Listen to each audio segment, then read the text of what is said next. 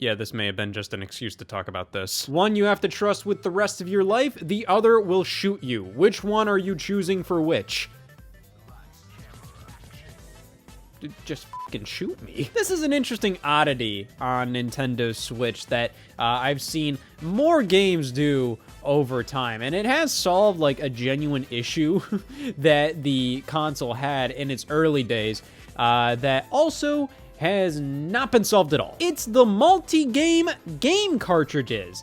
Now, I'm not just talking about, oh, double pack 2 games in 1. Like, this is more of like a marketing re-release of some games. For something like Pikmin 1 plus 2, these were both available on the Nintendo eShop as separate purchases, and then they released them at retail. Now, normally, like on previous consoles and the sort, I would have assumed, like, oh, you know, they would create, like, one icon for both games, and then you click on that, and then there's a menu where you choose between Pikmin 1 or Pikmin 2. Using my dumb little baby boy Nintendo brain, using a Nintendo game as an example, NES Remix Pack on Wii U. That game disc features NES Remix 1 and 2, which released separately on the Nintendo eShop on Wii U, but then the disc version has a simple menu where you select between the 2 games. However, now Nintendo came up with a solution to stop all of that unnecessary menu development bullshit.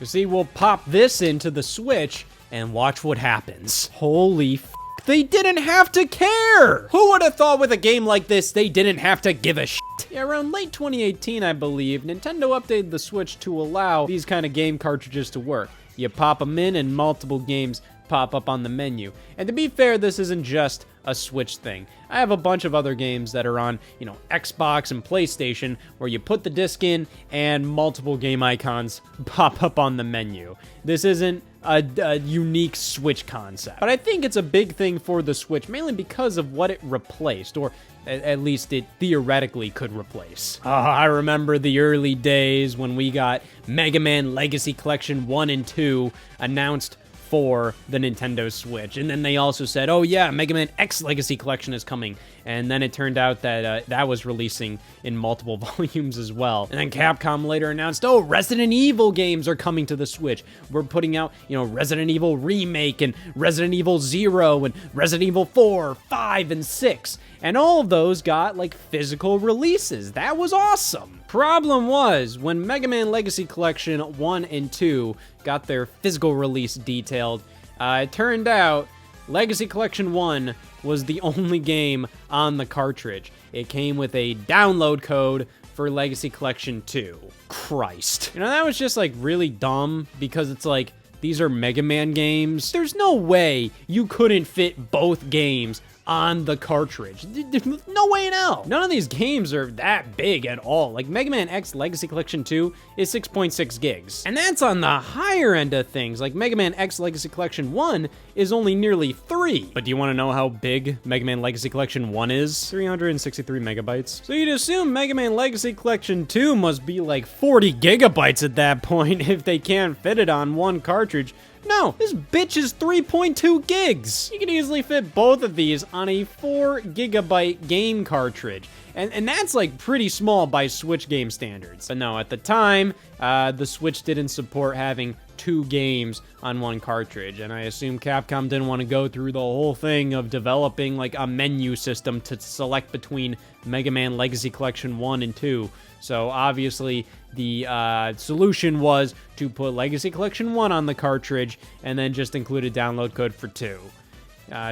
Whatever. It was just annoying as hell, especially for games this small, you know, there's no reason for this. At least with the Resident Evil games, like, I can understand that to an extent because those games are beefy as hell. You know, the Resident Evil Revelations collection only included the first game on the cartridge and then a download code for 2, but 2 is like 30 gigabytes or something obscene like that. And then the Resident Evil triple pack had Resident Evil 4 on the cartridge and then 5 and 6 as download codes. That really stinks, but it's like, I understand when the stuff is like that large. But for something like the Mega Man Legacy Collection 1+2 combo pack, and also the Mega Man X Legacy Collection combo pack on Switch, that had the same problem where the second one wasn't included on the cartridge. You had to download the damn thing. Like, yes, This is an issue, and we need to solve it. And hey, would you look at this?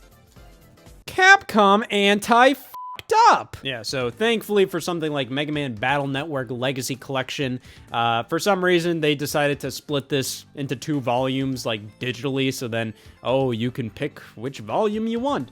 But for the physical release, you just pop the cartridge in, and both volumes appear on your menu. Of course, I would prefer everything to be on one icon for something like this. For something like, you know, Monkey Ball and Sonic Forces, like, yeah, I don't really care. That's more of like a freak combination anyways. But for something like a compilation like this, where it's like, these are both cut from the same cloth. This is literally like 2 things that should be completely together, but you're just gonna split them up for whatever reason. But that is such a small nitpick. It's good that the Switch can just have these multiple games on one cartridge now. Of course, that doesn't stop the internet download requirements, the Batman Arkham Trilogy. So popping that in, we get Batman Arkham Asylum, and then Arkham City, and Arkham Knight. So you can see the game card is still there, so, you know, that implies like, oh, wow. But, like, look at that. This requires a download. So yeah, the Batman Arkham Trilogy is a case where Arkham Asylum is on the game card.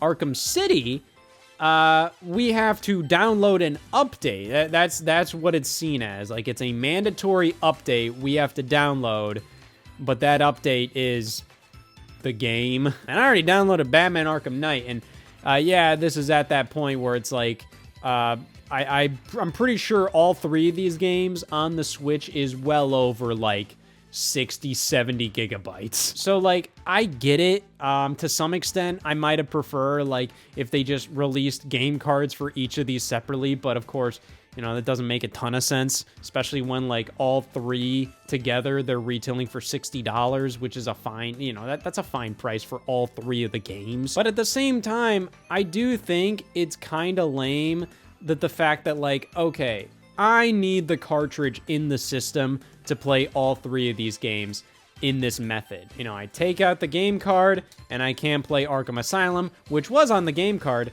but I can't play Batman Arkham Knight.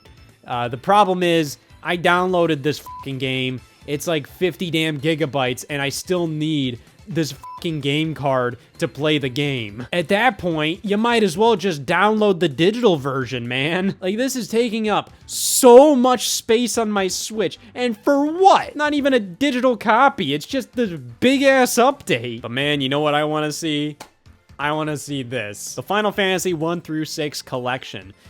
This was like, this is like obscenely expensive if it is the North American version with the ESRB logo. This version you can get on Amazon for like probably a little over the standard price of a game. Like, it's like 70 bucks, 80 bucks. And at this point, like, I don't give a damn if this doesn't have the ESRB logo on it. The spine fits with the rest of my game collection. That's all I really care about at that point. My point is, I don't really care about spending hundreds of dollars on Final Fantasy 1 through 6 just to have the damn ESRB logo on there. Especially when multiple Switch games don't even have the ESRB logo on them. This is like the version of Breath of the Wild that came with the special edition. It doesn't have the ESRB logo on there. Why do I need the ESRB logo on there? Especially when it fits with the rest of my Switch game. Who the hell cares?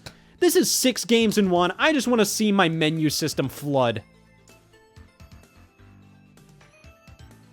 Nice. Look at that. They're just all there. That is crazy just to see 6 damn games. This might be the most games included on like a single game card. Of course, they're like NES, Famicom, Super Famicom, SNES games. You know, they're not gonna take up that much room, but still, that is pretty sweet. So yeah, the update to include multiple games on one cartridge did give me hope for the future that we wouldn't have to deal with download codes or any garbage like that. Now, if anything, it's even worse now. Even Capcom does it. You have the Monster Hunter Stories game collection on Switch, where it has 1 and 2, and 2 is just a download code.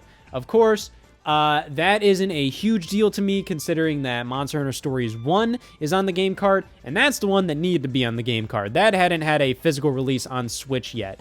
But Monster Hunter Stories 2, that had already had a physical release on Switch. So it's just like, at that point, the download code is almost like just a bonus at that point. But yeah, I do find it kind of annoying with stuff like the Batman Arkham Trilogy. At that point, like, I do think a download code is a better option there, because at the very least that way you can delete it from your system. You can keep it on your system. You don't need the game card to access it at that point. Like, that is way better than having to use a game card to access 80 damn gigabytes of data on my Switch. But hey, Sega did this pretty correctly with their little double pack 2 games in 1. That's the only time they did this.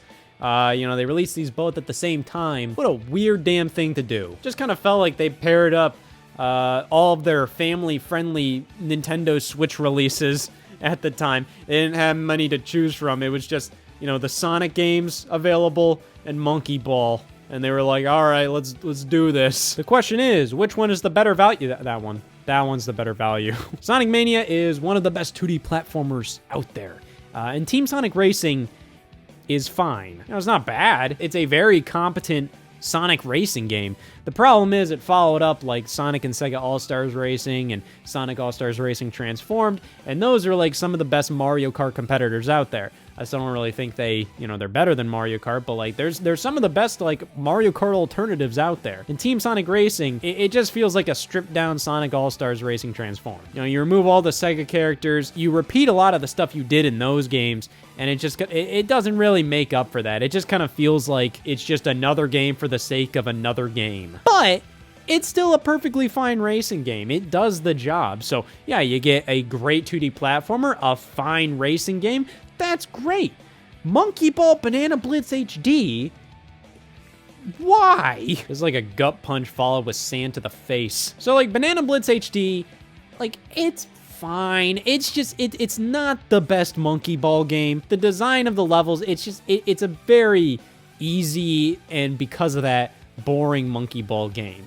And then Sonic Forces is Sonic fucking Forces. It works, but that's all you can say about Sonic fucking Forces. It's not a great game, but hey, at the very least, like if you wanted Sonic Forces, you could get this version that includes Monkey Ball Banana Blitz HD. I believe this retailed for like $40, which was like, that was the price of Sonic Forces when it first launched. For $40, like this is fine, I guess. Like, I think it reaches the bare minimum. You have enough content there, and like, it's not like overly offensive, but like, I'm just sitting here like, why? Just buy this one. I find it interesting, it's not Sonic Mania Plus. That was the version of Sonic Mania that initially finally got a physical release, and then I think they started putting out just vanilla Sonic Mania out on physical, which is strange, but hey, let's pop it in. It's so cool. Yep, it's just basic baby boy Sonic Mania. You know, to be honest, I've never actually played a lot of what, like, Sonic Mania Plus has to offer, to be fair. Sonic Mania Plus is more so, like, it includes, like, 2 new characters and, like, an extra mode, Encore mode. And, like, it's really nothing that crazy different. It's kind of just, like, here's more ways to play the same game again. But yeah, I just kind of wanted to take a look at a couple of the Switch games out there that have multiple games on one cartridge that appear on the menu screen when you pop the game in. I think this definitely helped a lot of the physical releases in the long run. You know, it made it so then, like, you don't need download codes in the game boxes for games that, like, really don't need download codes, like the Mega Man Legacy Collection fiasco. But at the same time, it does bring in a couple more problems, like what I said with the Batman Arkham Trilogy. You know, you're gonna do the multiple games on one cartridge thing, that's great, but then you're gonna require an internet download for that. At that point, just do a damn download code. But either way, Nintendo, thank you so much for introducing this feature, because with it, like, now I don't need to choose between how I get kicked in the teeth.